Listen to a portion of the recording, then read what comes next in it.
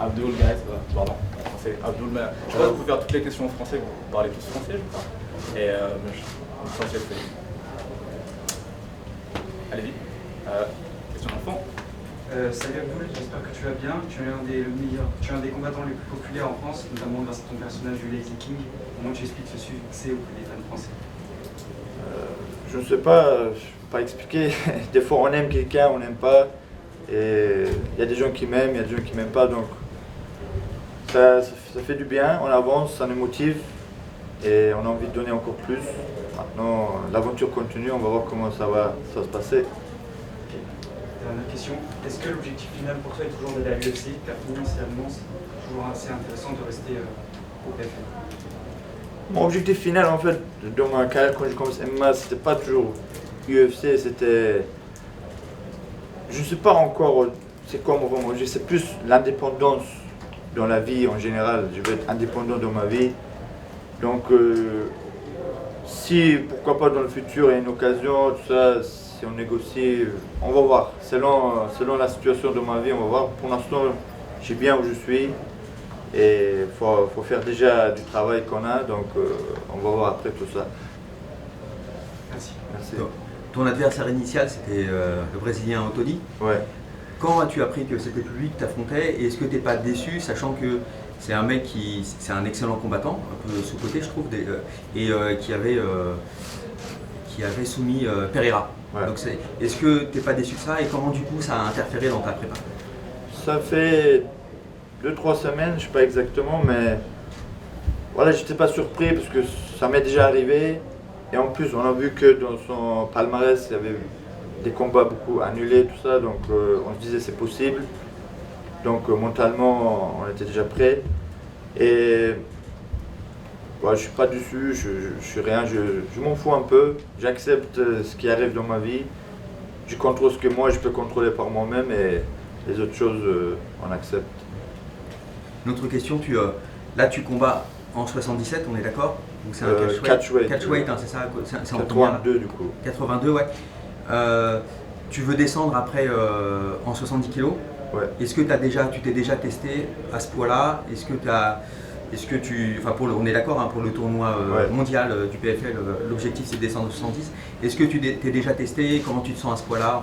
Voilà, on a fait un test pour descendre le maximum possible, pour voir comment ça fait un cutting pour aller en 70. Ça s'est bien passé, mais après, c'est pas dans les conditions réelles quand même, avant le combat, avec le stress, tout ça, c'est différent. Donc ça s'est bien passé, on va voir comment ça va être pour le vrai combat, mais en tout cas, on est positif. Dans le film des RMC, tu nous expliques que la Dagestans c'est assez strict, donc Lazy King, parce que tu es un petit peu en marge de ce qu'on pourrait avoir comme image de la Dagestan. Mais Lazy, c'est paresseux. Toi, en fait, c'est plutôt le Relax King, on va pas changer ton nom, mais c'est ça que tu essaies de nous dire, tu es plutôt relâché, tranquille. Voilà, Lazy King, c'est.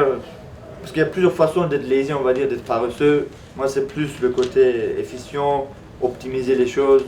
Par exemple, quand je fais les courses, moi, quand il y a beaucoup de sacs, j'aime pas faire 10 allers-retours, je prends tous les sacs et j'essaie de prendre la meilleure façon possible sans briser mon dos et faire un tour, 2 tours maximum. Donc, c'est plus ça mon côté lazy. On a les copains là, de la sueur diffuseur qui ont un t-shirt Abdoul Abdouraguimov et Lazy King. Est-ce que ça veut dire que c'est juste des amis ou ils rentrent dans la team ou tu as un média qui te suit pour la semaine? Comment ça se passe? Non, parce que là, on a sorti des t-shirts. Il y a des gens, ils ont déjà acheté, il y a des gens, on a envoyé des cadeaux, tout ça. Et bientôt, on va sortir dans une boutique officielle sur le site internet Lazy King. Une marque Lazy King? Voilà, c'est notre marque, c'est notre logo. Tu nous fais du Kylian Mbappé en fait. Tu fais ta marque. Voilà, on essaie de faire notre propre marque. Comme j'ai dit, je veux être indépendant, donc c'est la route pour l'indépendance. Abdoul, bonjour, petite question. On sait que malheureusement, ton objectif principal c'était d'aller briller face aux meilleurs. Donc, à l'UFC, ça a toujours été ton objectif public. Finalement, tu te retrouves au PFL, on connaît la story qui s'est passée cet été, etc. Est-ce que finalement, tu ne trouves pas ton compte en te retrouvant au PFL avec non seulement un meilleur salaire, peut-être plus d'exposition, surtout sur une carte où il y a un très très gros main event. L'année prochaine, l'accès directement au tournoi, et on te sait, tu feras forcément partie des favoris pour le tournoi, connaissant ton niveau. Est-ce que c'est peut-être pas un mal pour un bien finalement cette signature au PFL? Oui, c'est ça en fait, c'est un bien. Comme j'ai dit, nous on a nos plans, en tant qu'humain, mais moi je fais confiance au plan d'Allah, au plan de Dieu. Et en finale, bah, je suis content, je suis satisfait.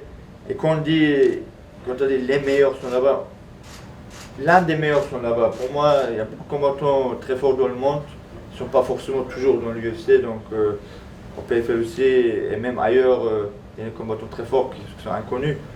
Donc il faut souvent se méfier de ceux qui ne sont pas connus justement, parce que c'est souvent eux les plus dangereux des fois. Merci. Bonjour, moi j'avais une question.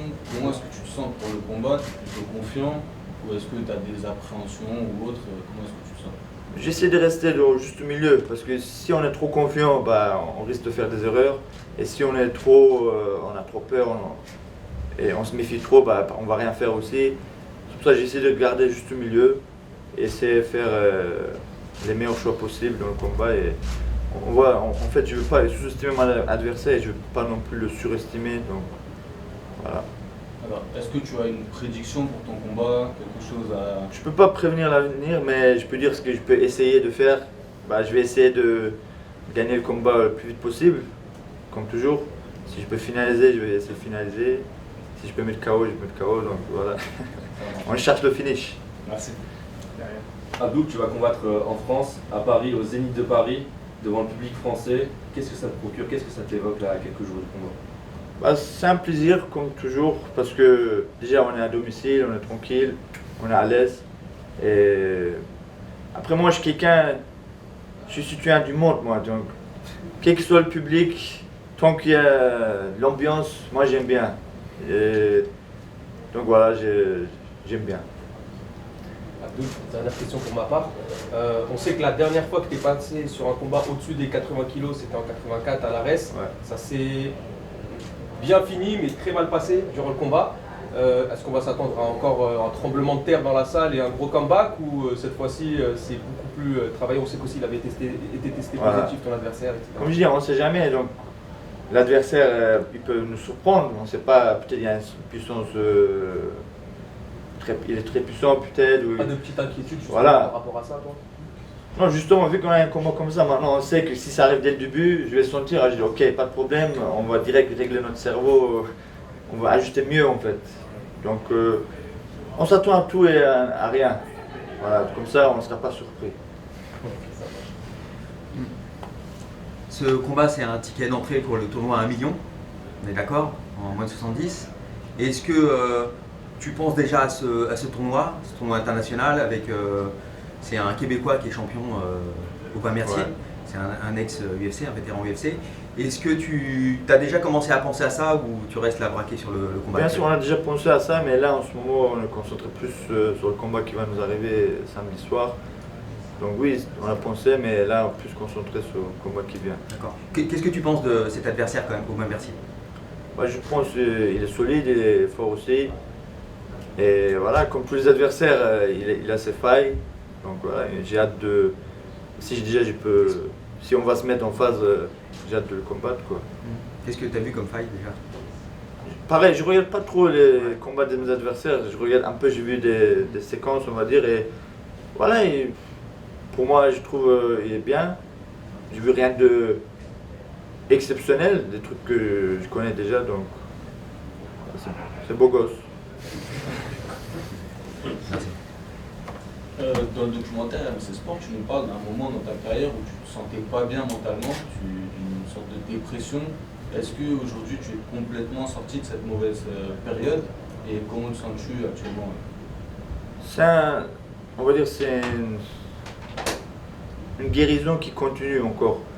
Parce que ça finit jamais. On a tous nos problèmes, mais tous différemment. Donc je suis en train de grandir et mûrir et j'apprends des choses et j'avance, quoi. J'ai hâte de voir les nouvelles choses qui vont arriver, tout ça. En fait, j'apprends plein de choses. Par exemple, si je veux vraiment être fort, j'ai dit par exemple, je veux être fort, je veux être plus fort. Donc je dois aller là où il y aura la peur. Par exemple, affronter des mecs plus forts, accepter les défis plus grands. Forcément ça va faire peur, mais si je veux vraiment grandir, si je veux vraiment être plus fort, je suis obligé de passer par l'inconfort. En restant dans le confort, j'ai appris je peux pas progresser, je peux pas avancer. Donc c'est pour ça maintenant, je rentre plus facilement dans l'inconfort en fait. Voilà, ça facilite dans la tête. Et Abdoul, là du coup ça fait, je sais pas, peut-être 9-10 mois que tu t'entraînes à fond parce que tu savais pas si tu allais pris à l'UFC ou pas, et là c'est le PFL, ça change d'adversaire. Comment tu fais pour éviter le surentraînement, parce que si tu t'entraînes comme un ouf, mais pour arriver frais quand même, alors que tu es littéralement en camp presque depuis 9 mois. C'est vrai que sans trop faire attention, ça m'a surchargé quand même. Je le remarquais même mentalement, tu te lasses un peu quand tu fais toujours la même chose. En plus, le fait que tu sais pas ce qui va arriver encore, il n'y a pas de date fixe, rien n'est sûr. Ça m'a un peu fatigué, c'est vrai. Mais maintenant c'est bon, on a des dates fixes, tout ça, on se calme un peu. Donc pour la prochaine fois, je sais, faut que j'arrive à trouver juste le milieu. Parce que quand tu t'entraînes trop, ça te lasse. Parce que moi avant, quand j'arrivais le jour du sparring, j'étais bien, j'étais frais, ça me donnait envie. Mais maintenant, tellement à force de faire pendant 8 mois d'affilée, 9 mois, un truc comme ça, je sais pas, je rentrais au sparring et c'était pas pareil les sensations. Du coup maintenant, il faut que je corrige ça et on avance mieux après. La dernière question. Cédric Doumbé avait posté une vidéo quand on a annoncé ton arrivée, il avait dit bienvenue, très content que tu viennes et que vous alliez certainement rouler sur le PFL tous les deux, et proposait même que tu l'entraînes au sol et que lui t'entraîne au KO. Ça te choque comme proposition, comme échange? Je suis ouvert à tout dans la vie, tu vois.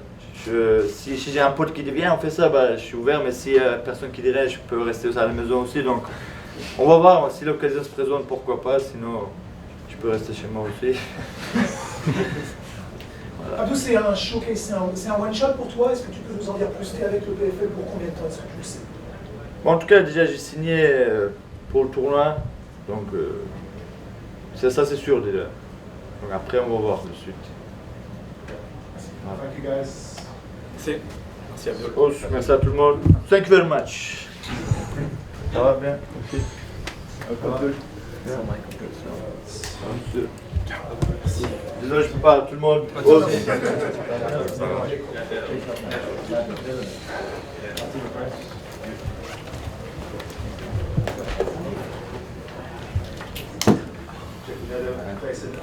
Jakob. Hi. We have Jakob Nedoh now, who's going to face Anthony Salamone in the light heavyweight tournament on the card on September 20th. So here you go, guys. Jakob, we've got you at 1m91 on some different websites, some others 195. Give us the truth. 91. 91? Yes. What is your reach? I don't know. You don't know your reach? No. Let's measure right now. You're about 1 right and a half, huh? 1 minute and a half? That works, yeah. Okay, 191. Okay, yeah, that's right there. Il a demandé son reach, bon, vous avez compris, 191.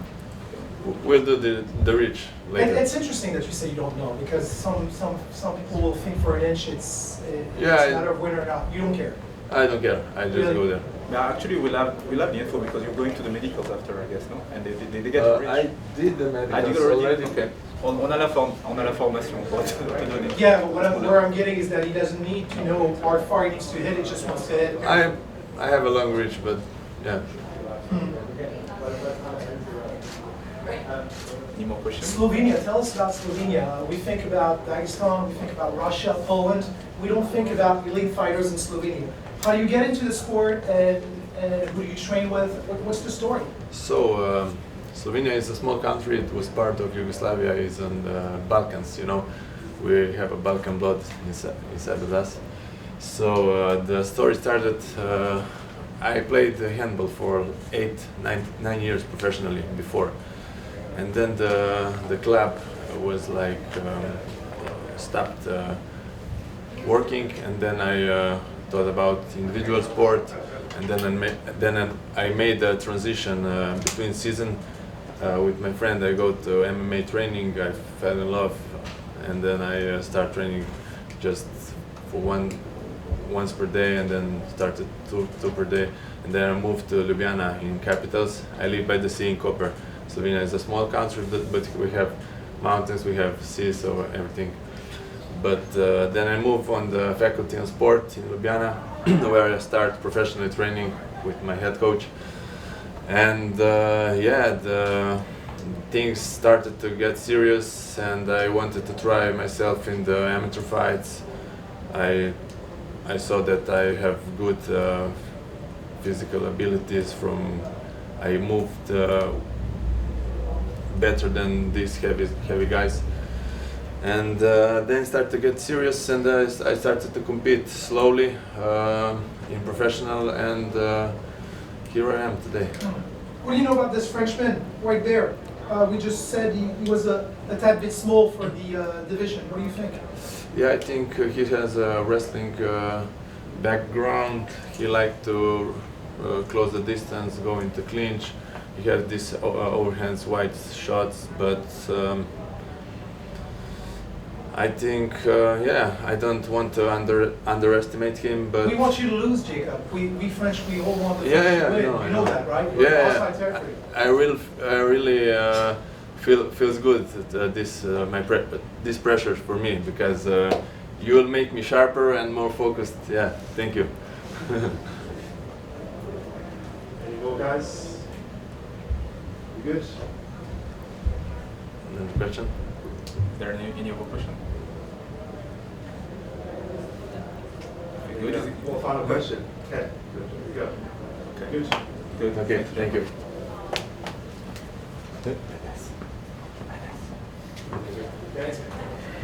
Ça va? Ouais, bon. Ouais, attention.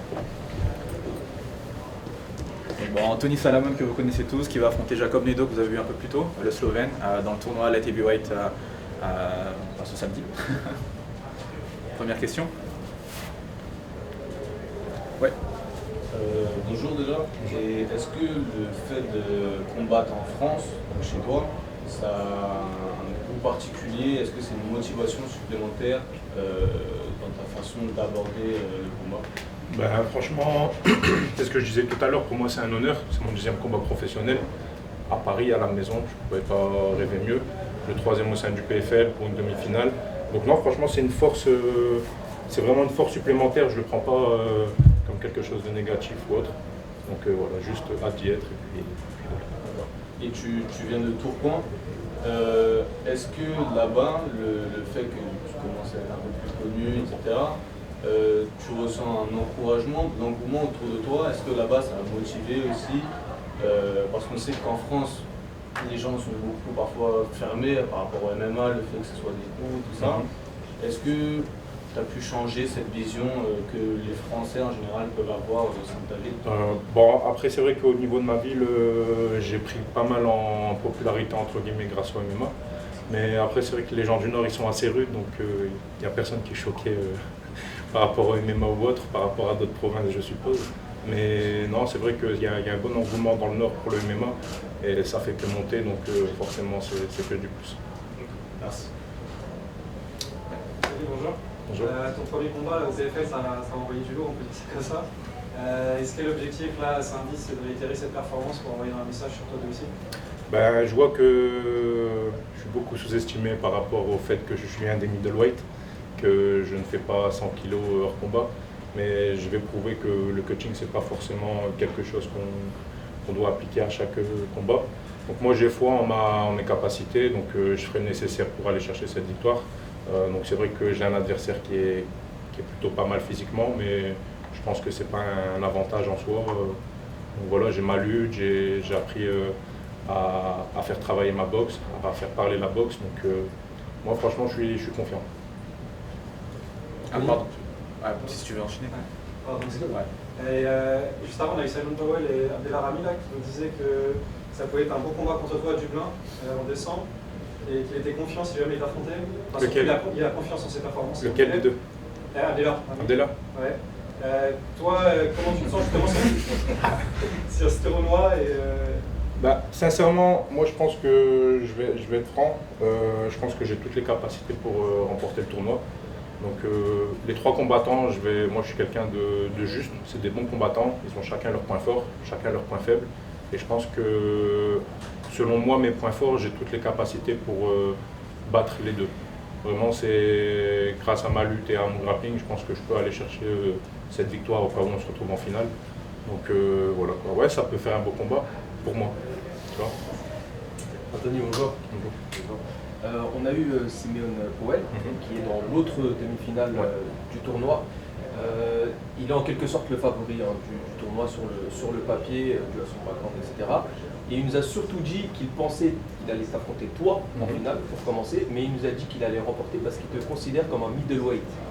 Alors ma question elle est simple, est-ce que toi tu peux te considérer comme un middleweight dans le futur? Est-ce que c'est peut-être une éventualité? Et surtout, qu'est-ce que tu as à répondre à ce cher Simeone? Ben écoute, Simeone, on verra déjà le 8 décembre. Mais non, ouais, comme je disais tout à l'heure, donc ouais, je viens des middleweight à la base.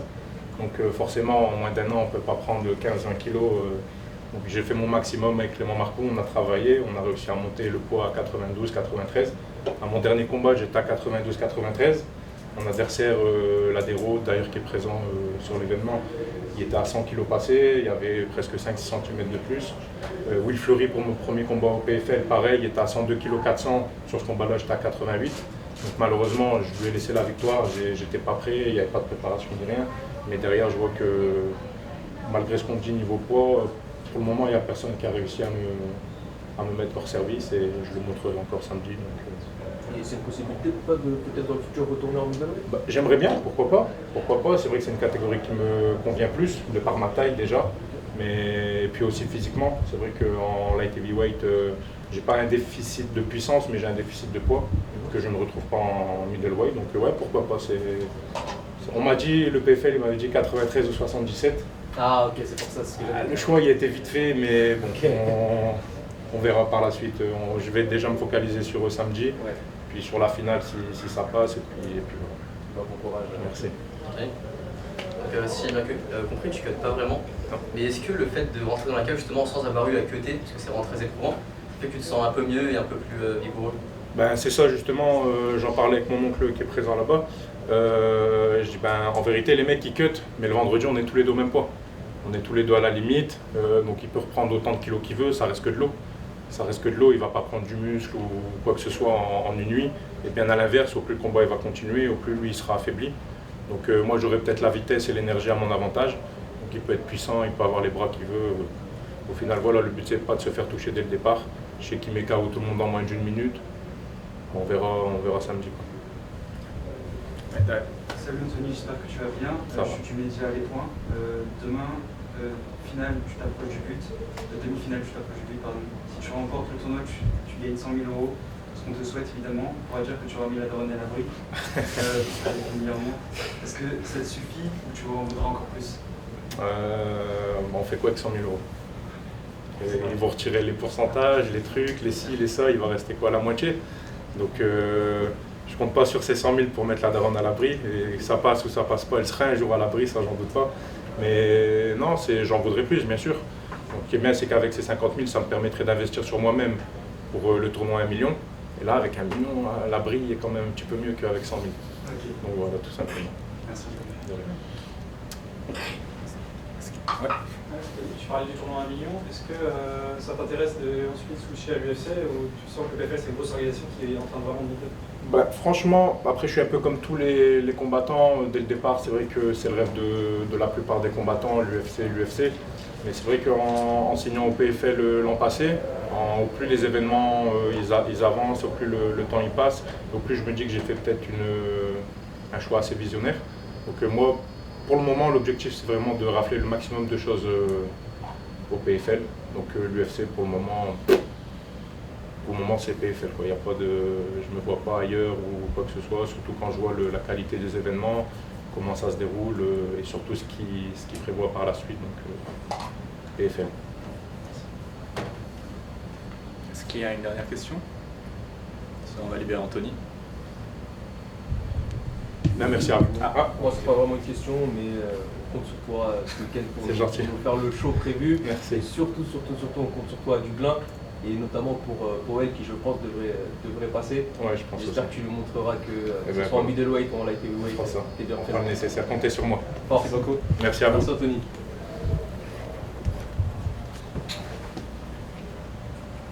Bon courage. Merci. Merci.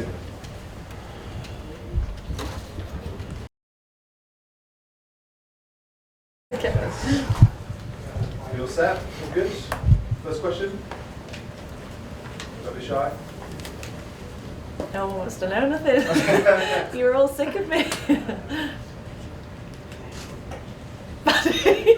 Je traduis en français si besoin. Ouais.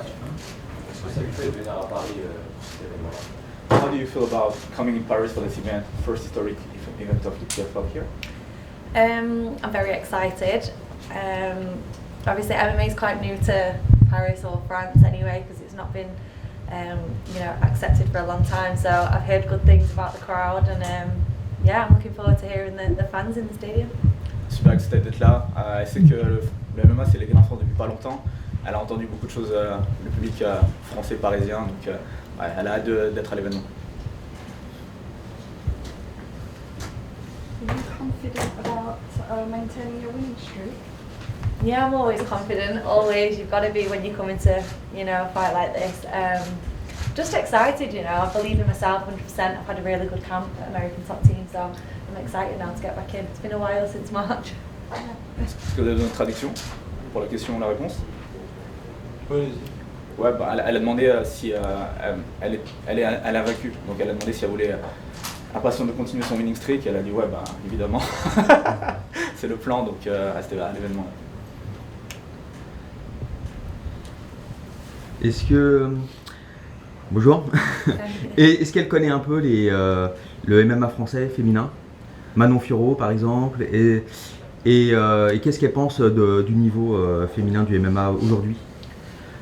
Do you know a few of the French MMA fighters, like if it was giving an example of Manon Fiorot within another organization? And what do you think about the level of women MMA right now, currently? Yeah, I watched, oh, I shouldn't say that actually. Yeah, I do know a few MMA fighters, a few females as well. Good level, I feel like the striking over here in France is very good, which is obviously the style that I've come from as well. So yeah, there's definitely big talent in France, and I'm glad that we've been able to come here and bring a few shows. It's been recently a few big ones, so I'm excited to be part of it.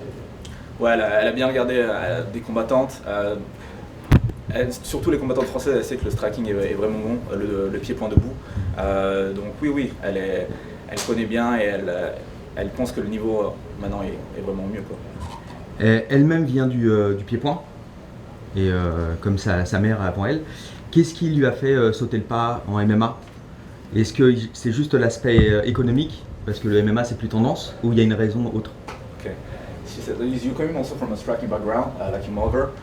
Why did you transition to MMA? Only for the economic reason, or is there another reason behind this? I'm going to be honest, a lot of it was because I saw a bigger career money-wise. Thai boxing didn't pay for, the life that this sport brings. Like it costs a lot to train and to keep up with, the high level that you need to be, basically, whether that's food, training, anything, like traveling to get the best training. And I feel like MMA had the better career in the future, and for me it's all about building for the future. It's not about now just fighting and just doing what I can.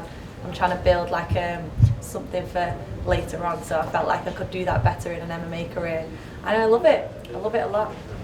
Il y a beaucoup plus de potentiel dans le MMA.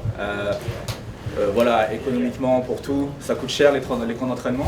Donc voilà, elle, ce qu'elle voit, c'est la carrière maintenant, mais aussi comment elle peut construire pour le futur. Et il y avait beaucoup plus de potentiel dans le MMA par rapport à tous les autres sports de combat. Est-ce que ça n'a pas vexé sa mère qu'elle passe en MMA, puisqu'elle vient du kickboxing, enfin de la boxe pied-point? Comment sa mère a pris ça et comment ça s'est fait? She is very concerned about your mother, and is asking was she concerned that you didn't follow her career path? What was her reaction to you going to MMA and not kickboxing or Muay Thai? Et juste, est-ce qu'elle n'avait pas peur justement combattre en cage avec les frappes au sol? C'est différent quand même par rapport aux gros gants et low kick. Were you afraid about, obviously MMA is a different rule set where you're in a cage, you can eat people on the ground? How did you feel about all of this? Yeah, everyone's always so concerned about my mum. Everyone loves it, but my mum didn't want me to fight at all. She didn't want me to fight. She's been through it and she knows how hard it is. She hasn't done MMA, but Thai boxing in general was obviously tough. But she didn't want me to fight. It was something that I chose to do, so she supported it, and she's got a lot of experience, which has helped me. And the rules in MMA, I like them. PFL don't let us elbow, and I prefer to elbow as well. You know, when I was striking, I was doing elbows, so the more brutal for me, the better. I don't mind. Oui, bon, oui, sa mère voulait pas qu'elle combatte en fait au début, mais bon. Qu'elle combatte en pied-point? Qu'elle combatte tout court. Tout court, oui, d'accord. Elle lui a pas vraiment laissé le choix, donc du coup, sa mère a pas eu le choix, elle l'a aidé avec son expérience, etc. Et voilà, le MMA, elle adore ses botas, etc. Elle est un peu, voilà, le format du PFL fait qu'elle ne puisse pas utiliser les coudes, mais sinon, à part ça, voilà, elle préfère ce mode de combat. D'accord. Yes. You have it's fairly rare in women's MMA to have such a finishing ratio, and especially in round 1 or round 2. What makes you so different? How do you do that? Probably my mum's genes, if I'm honest. I don't know, I'm just really aggressive, I think. I have that. I think a few people have said to me, you've got that killer instinct that not a lot of fighters have. You know, a lot of people are tough and can fight, but to have that killer instinct when you go in the cage or the ring is different, and I think I definitely have that. I'm like a different person when I step in there, so I'd probably say that sets me apart a little bit. And obviously the striking background from my mum is doing wonders for me at the moment, so you know, her coaching has led me to this point, yeah. La question était sur, elle finit beaucoup de gens en premier et deuxième round, et on en revient toujours à la même chose, c'est grâce à sa maman, l'ADN, etc. Ça a beaucoup aidé, et elle a ça en elle, et ouais.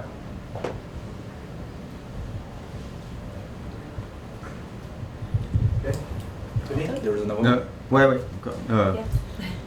Qu'est-ce qui serait la consécration ultime pour elle dans cette carrière de MMA, donc qui commence quelque peu quand même, parce que ça fait 2 ans qu'elle a entamé. What will be for you like the top success in your career? You started not that long ago. Like, what's the ultimate goal for you in this MMA career?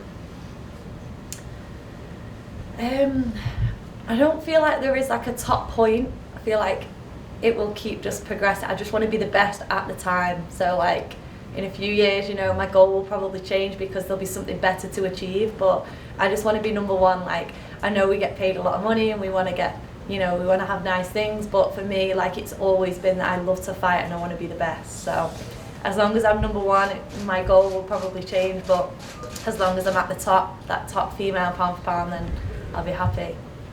Ouais, l'objectif change tout le temps au fur et à mesure, elle veut juste être une des meilleures combattantes. Voilà, elle n'a pas de but ultime qu'elle a visualisé, mais voilà, juste être la meilleure tout le temps, c'est ça qu'elle vise.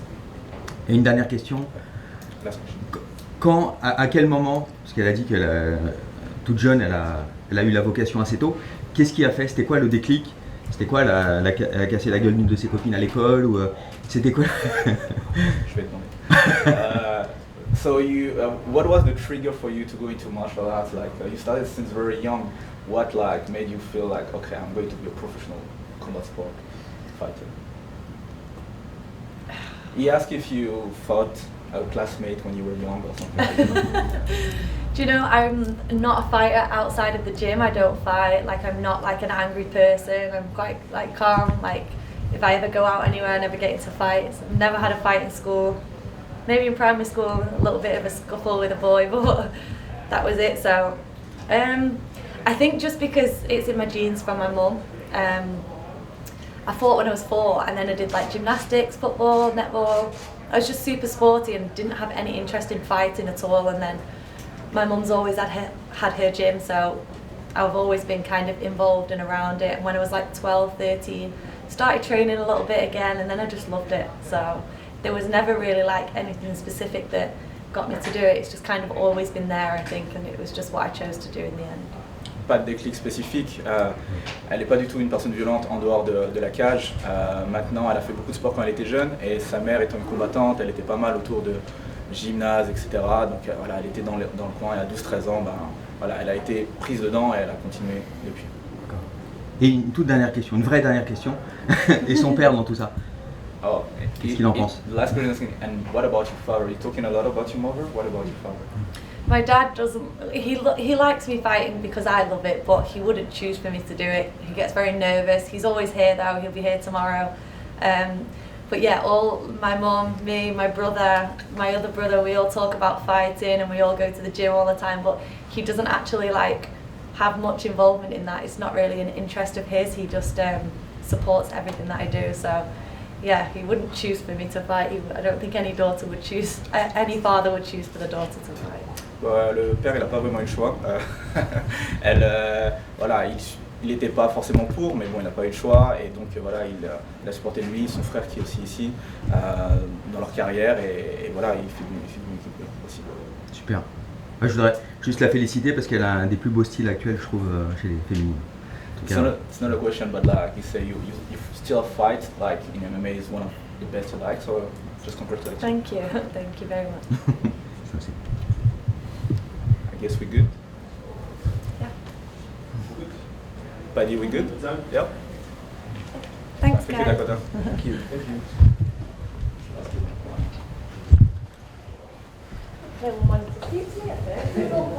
Guys, light heavyweight, playoff, going to fight against Abdellah Er-Ramy, and defeated. Black Air Force One. No doubt. No doubt. Can you like put that back and become the ninja stuff? Or Yeah, can do if you want. Cool. No. Okay, question, guys. Is it that time? You can go. You wanna go first?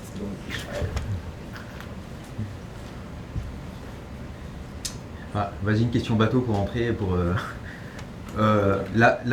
Qu'est-ce qu'il pense? Est-ce qu'il connaît un peu les combattants français? Qu'est-ce qu'il en pense? Et est-ce que c'est la première fois qu'il vient en France? So obviously, like a lot of French media, so they're asking like, do you know French MMA fighters? What do you think about them? Is it the first time you're coming in France? No, I've been in France a couple of times, and there's a few fighters that I like Cédric. Cédric's a really good fighter. Also, like obviously Francis. I know he's Cameroonian, but I know he spent a lot of time here. But yeah, like them two mainly. Il est déjà venu un peu en France et il y a bien sûr des combattants français qu'il aime bien. Cédric, bien sûr. Et même s'il n'est pas français, il aime bien aussi quand même Francis qui a été un peu ici en France pendant un petit moment. Et ouais, c'est le gars qui regarde beaucoup. Do you want us to pronounce your last name, your first name, Simon? Simeon. Simeon. Yeah. You just mentioned Cameroon. What is your actual background? My Jamaica. So my parents, yeah, my parents and grandparents Jamaican, yeah. What does that mean to the PFL Europe? Is that a step in the door in order to participate in the PFL next season? Yeah, is that what you guys aim for? Most definitely. I wanna complete Europe, conquer Europe, and then go on to the world and show my talents there. Je traduis un petit peu Thomas. Thomas demandait comment prononcer son prénom, donc vous avez entendu Simeone. Il est originaire il est britannique, mais voilà, il a des racines en Jamaïque. Et bah oui, son but c'est d'arriver dans s'il gagne le tournoi, comme vous savez, il va dans la saison prochaine aux États-Unis. Donc voilà, il veut conquérir l'Europe et après conquérir le monde. We've got some Jamaicans with the Edwards already. Yeah. No, I know them. I like them boys. Bonjour Simeone. Première question, est-ce que tu connais le public français et as-tu entendu parler de la réputation qu'on a ici en France à supporter, que ce soit nos combattants ou les événements de MMA en général? Do you know the French crowd, and do you know about how do you say that? Like, have you heard about them? Like how they behave, how the crowd is, like the energy that they have here? Nah, so it's my first time. I know MMA is it's newly legal here, so I'm excited to see what the French crowd brings, and if they're rowdy, I'm all for that. Il a pas trop d'idées. Il est prêt à voir ce qui va se passer. Voilà, faut le surprendre. Hein.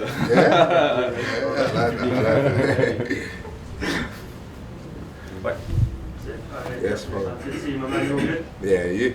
Yeah, I'm good. It seems like at the moment PFL might be sort of short of like a big English star. Someone, when you think of PFL, you think of that person. Do you sort of envision that after this tournament and going into next year, that will be you? Yeah, that's... Let me just translate. La question française c'est, il a demandé le PFL actuellement, est-ce que en gros Simeone pourrait devenir la face du PFL en Europe? Est-ce qu'il sent que c'est ce qui peut arriver? Yeah, no, so like it's my 2-year plan, bro. Like in Europe, in the World Championships, I feel like that will be it. That will make me one of the biggest stars in England for sure. And are you? Let me just translate. Yeah, sorry. Il a un business plan sur 2 ans. D'abord l'Europe, ensuite les États-Unis, et il pense que ça peut lui faire devenir une des plus grandes stars dans la MMA, et spécialement en Angleterre, d'où il est. And are you the type of fighter and person where, when pressure's added, that kind of increases your performance? Il lui dit c'est le genre de personne, plus il y a de pression, meilleur il est, et il lui demande son avis là-dessus. Yeah, like me, yeah, I've got too much to lose, man. This is my life, and this is where I want to be. I want to be a superstar in MMA. I want to change my life. I want to make the big bucks. So there is no folding under pressure. Do you know what I mean? I embrace it, and that's it. We go execute. Il a beaucoup trop à perdre. Il adore la pression. Voilà, pour lui, le MMA c'est la manière de réussir dans la vie. Donc voilà, il va y aller all-in.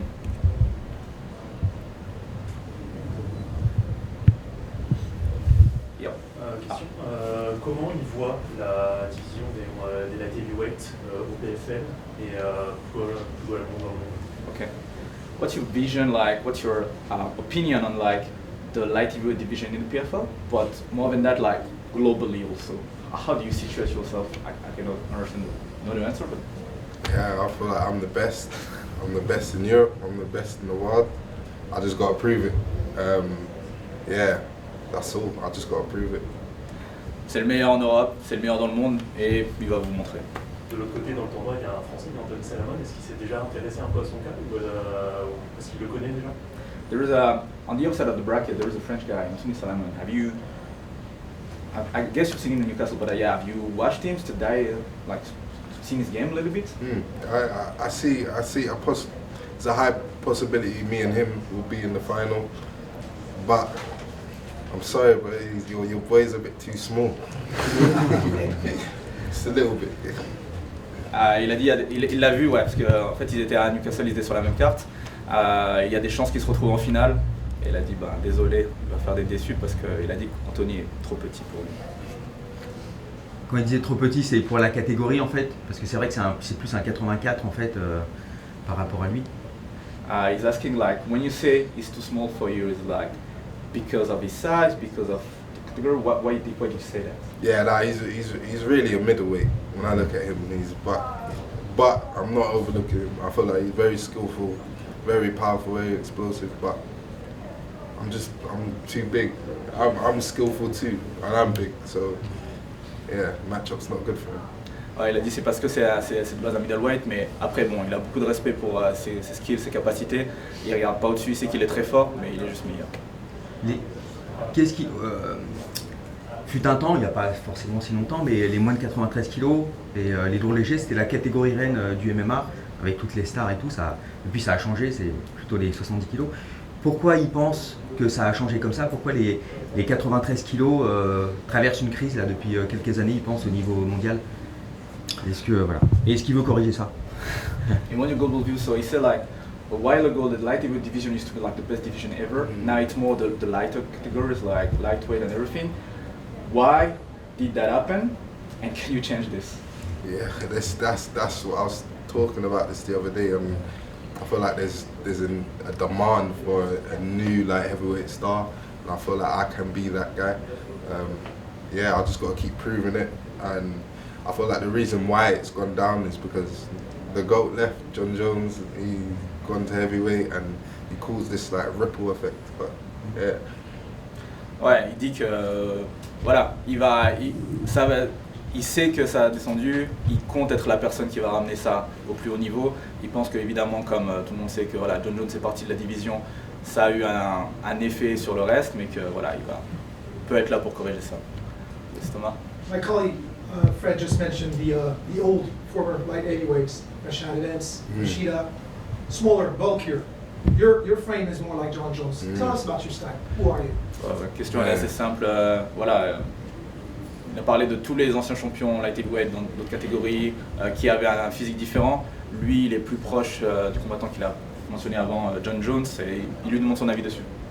Yeah, I've had that comparison probably since I started this sport, but I feel like where I'm different is I come from a striking base, whereas John Jones came from a wrestling base. But at the end of the day, when you watch me fight, you don't know how it's gonna end. You just know it's gonna end. Like I've finished almost every fight, but every fight I finish different. So you just don't know. Will you finish smoking a blunt since you're Jamaican? Ooh, PR team. Yeah, good. Il a été beaucoup comparé à John Jones. Il prend rien après les combats. Mais voilà, le plus important c'est qu'il a sa propre manière de combattre, il sait comment finir les combats et puis il va montrer ça très prochainement dans les combats à suivre. You talked about Anthony, he looked like small, he looked like middleweight, but for you, do you consider you maybe in the future to go maybe down to middleweight? Middleweight? Yeah. La question est, est-ce qu'il pense à changer de catégorie parce qu'il a dit que Anthony Salamone est middleweight, est-ce qu'il pense qu'il peut faire middleweight? Middleweight? No, definitely not. Yeah, definitely not. Because yeah, it's getting harder to get light heavyweight. Right now it's comfortable, but middleweight, nah, no way. They'll have to pay me good money.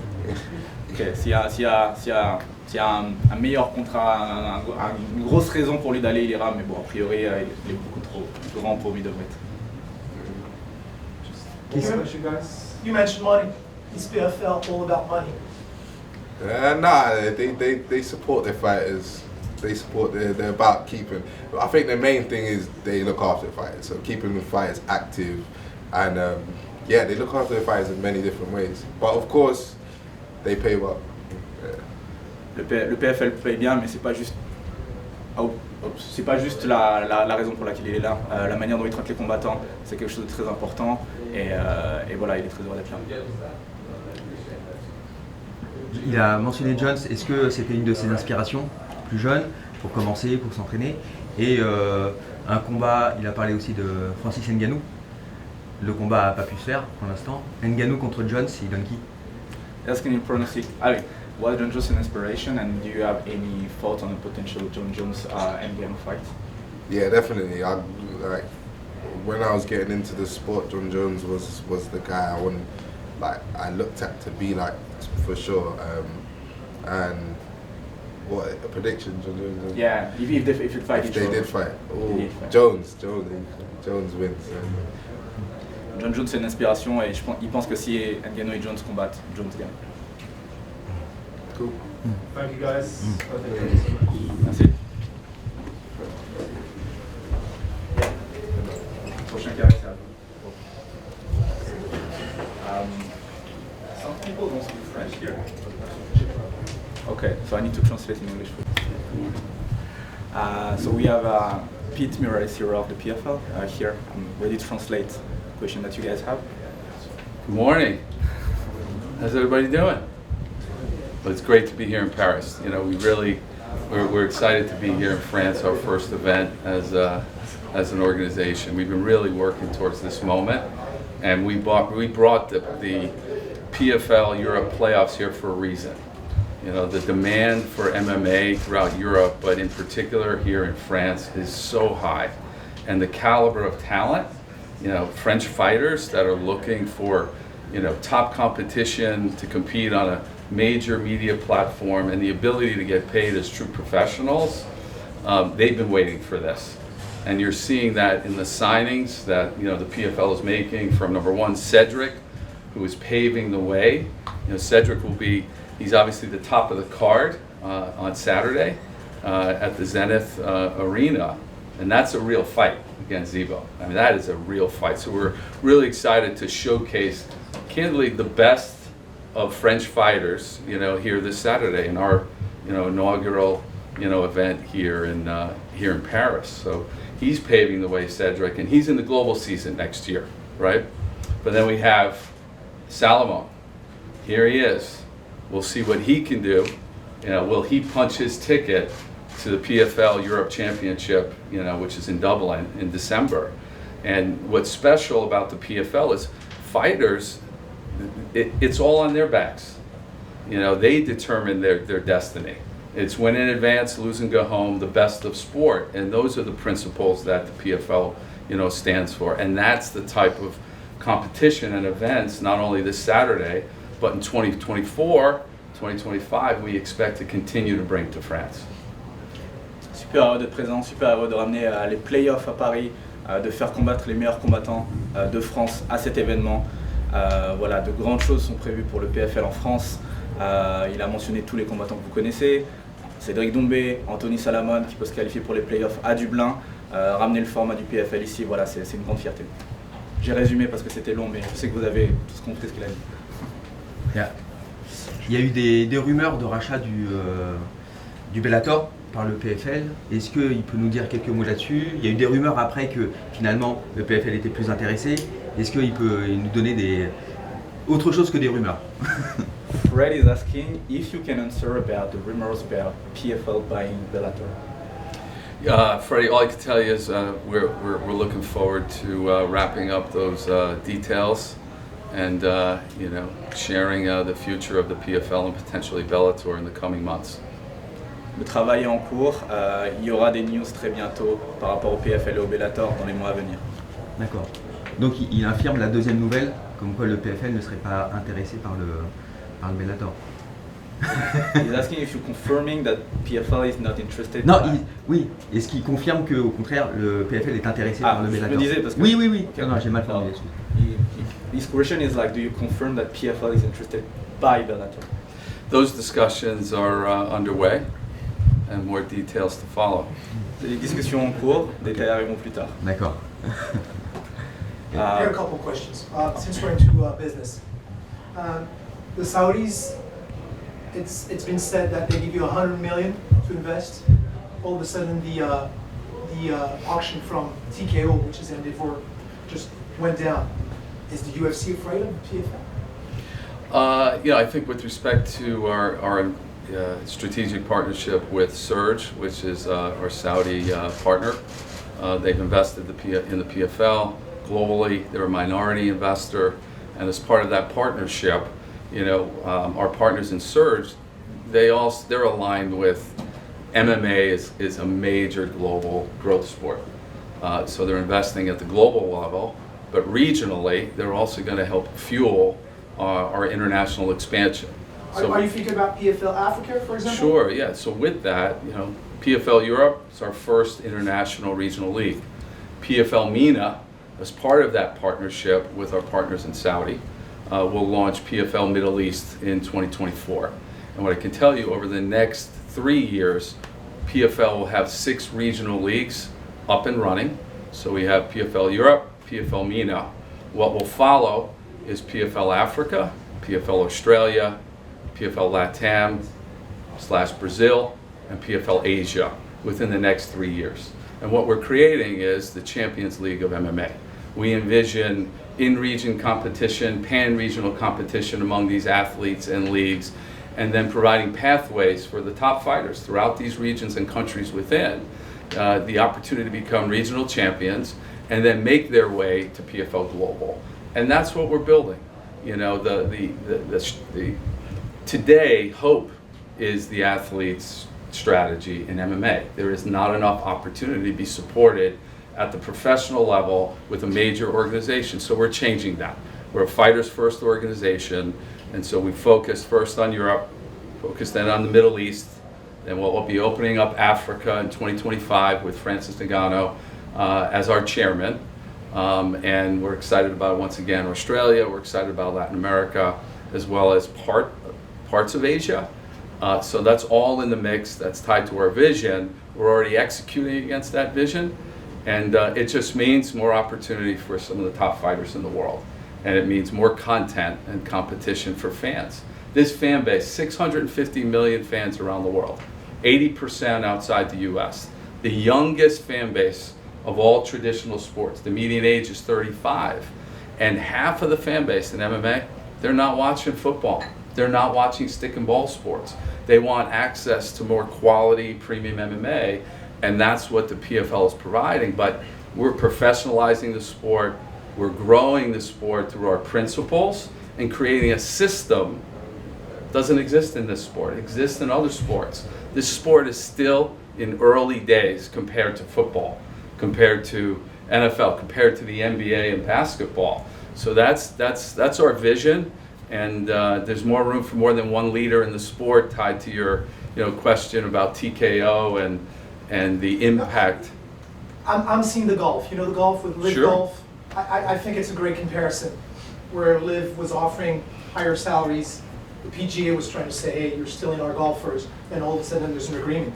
So I'm thinking in the long run, what are you doing with PFL, what you're answering? Yeah, I mean, in the long run, it's really our business thesis: more room for more than one leader in the sport. Period. When you think about the amount of athletes around the world that can compete today at a very high level, that are not afforded that opportunity. And so, we're solving for that. Media companies, we're really proud to be here with PFL Europe. Our partner throughout Europe is DAZN, and here in France, RMC.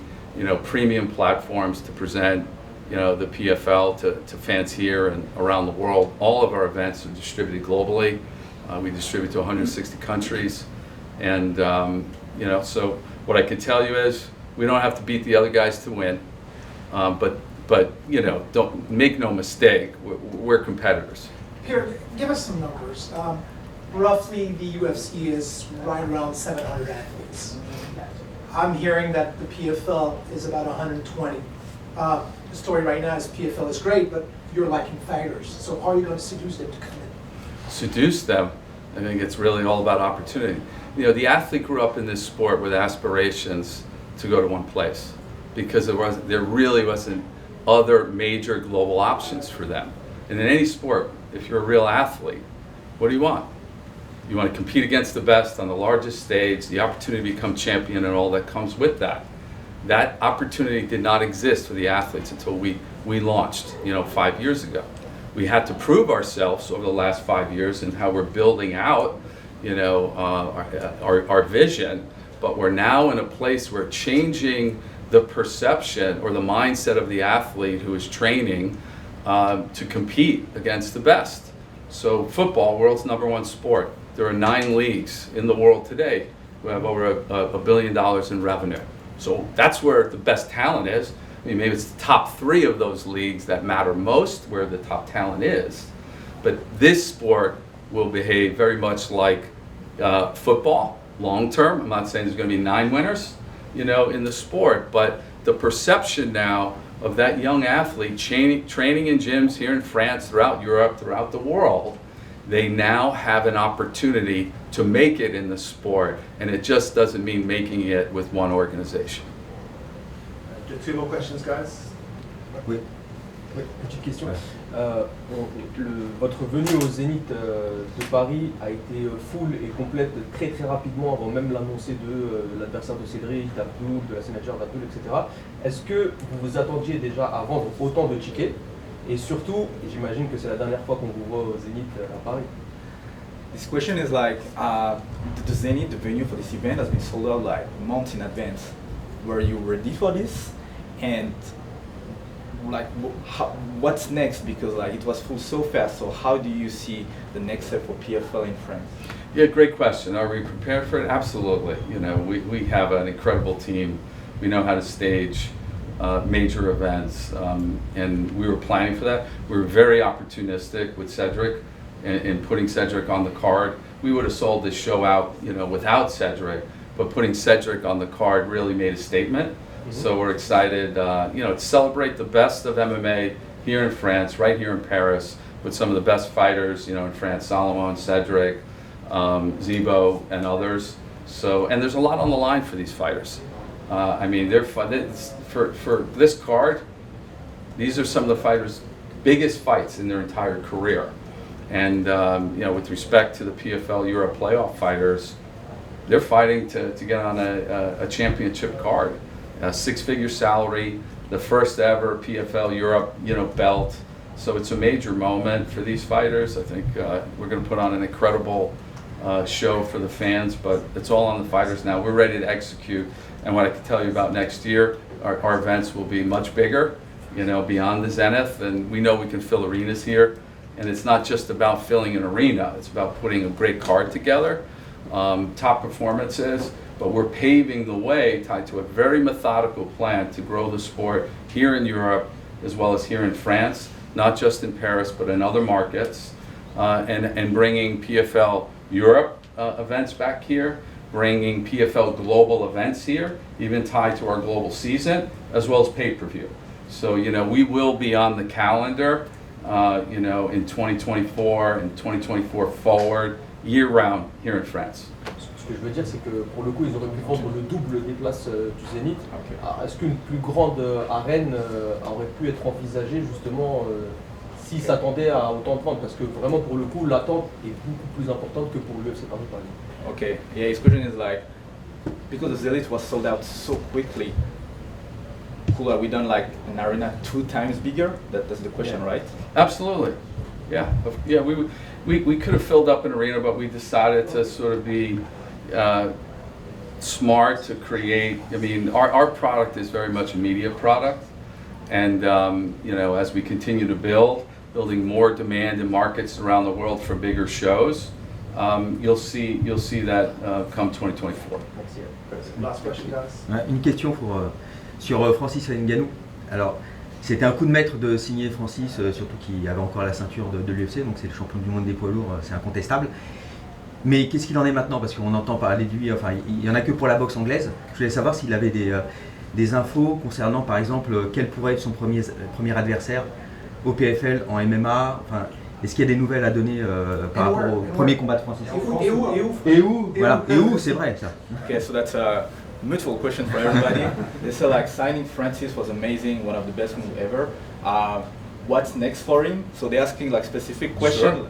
like where is he fighting, who is he fighting, what are the plans for Francis? Well, we all know Francis is going to be fighting in late October in Riyadh against Tyson Fury.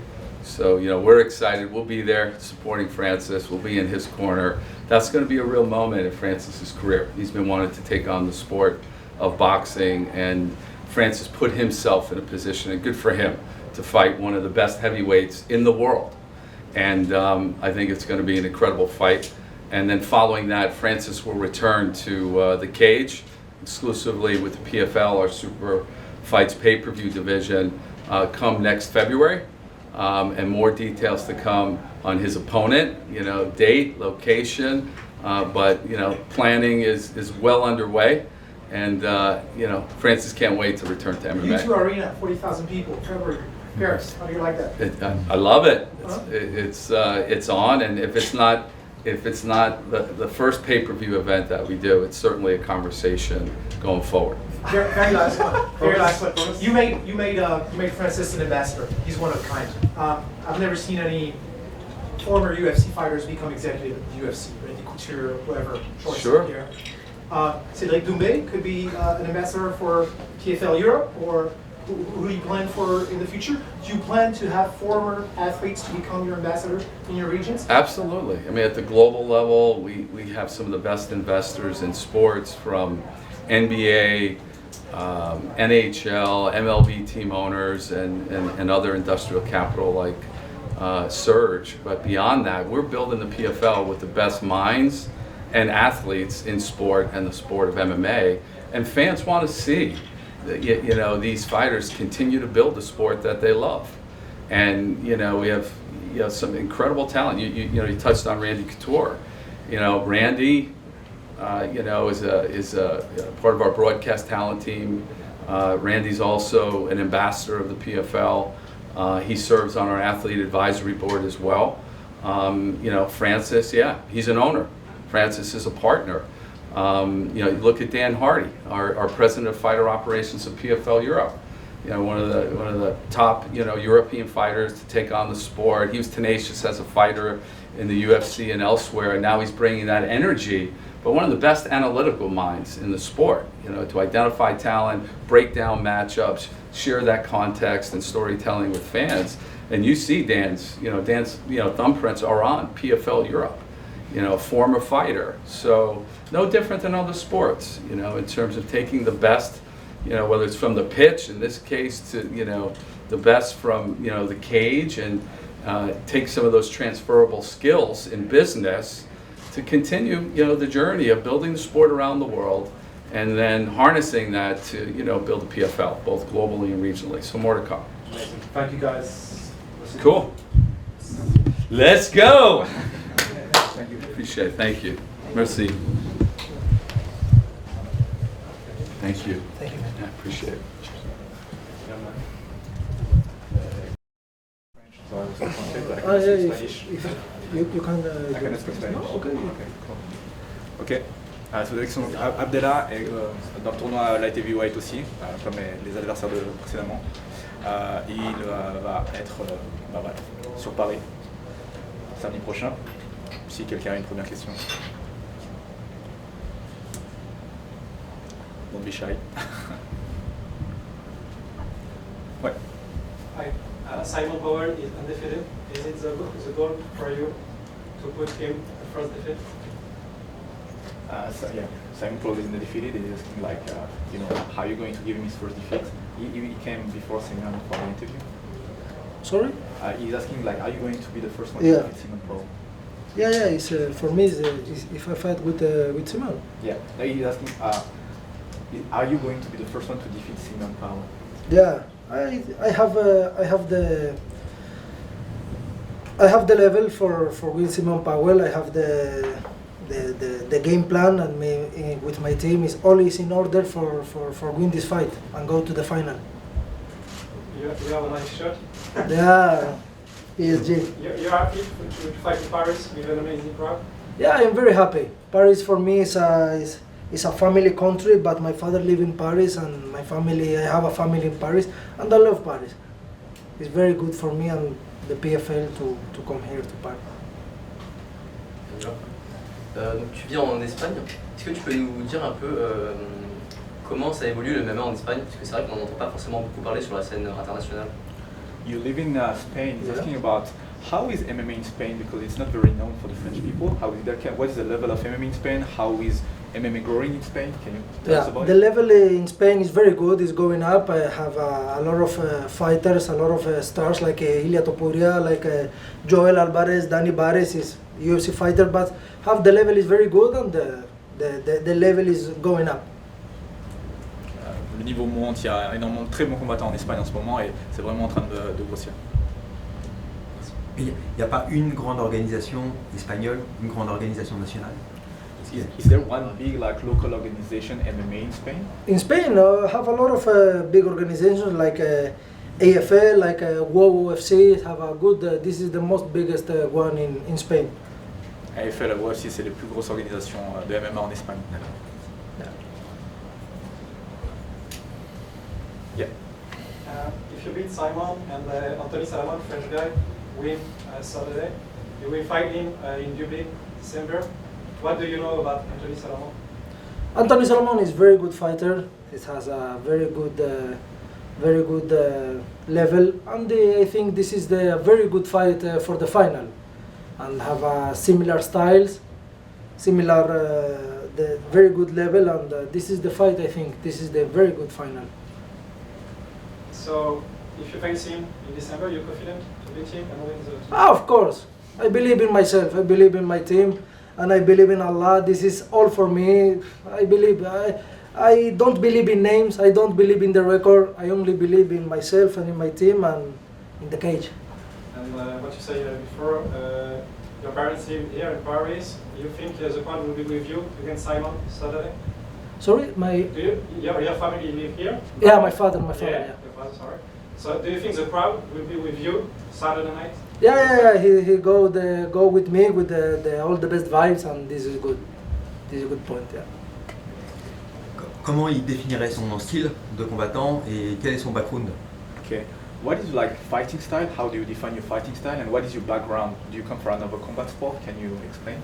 My background, I am a striker. All my career when I started is in kickboxing and K1.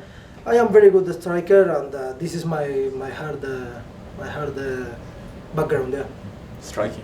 Il a commencé par le kickboxing, son premier sport de combat. What was your first sport? Is it kickboxing? Is it something? Yeah. I started in kickboxing. I have in kickboxing and K1. I have 72 fights, in all my career, and this is good. 72 combats en carrière en kickboxing. Is there any other question? Good. I think we're good. Thank you. Have a good day, guys. Thank you so much. Bye. Bye.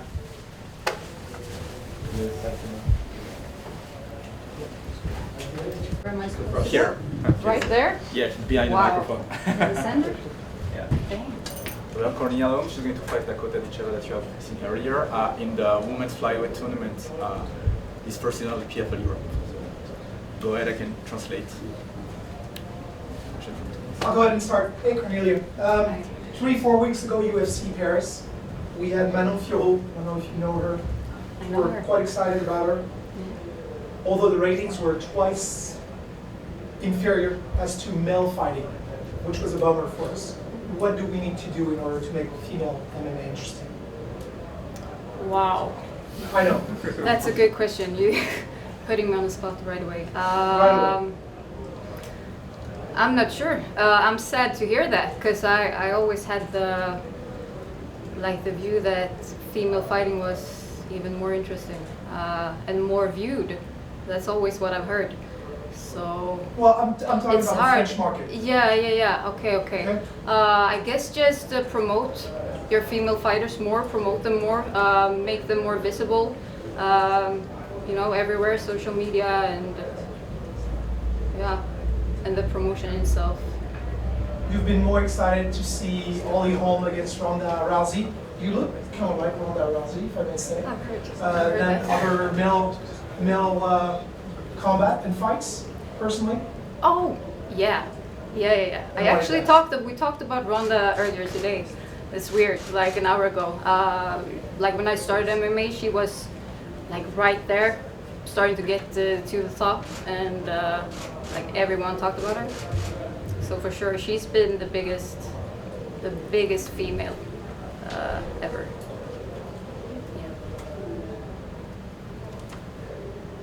Any other question, guy?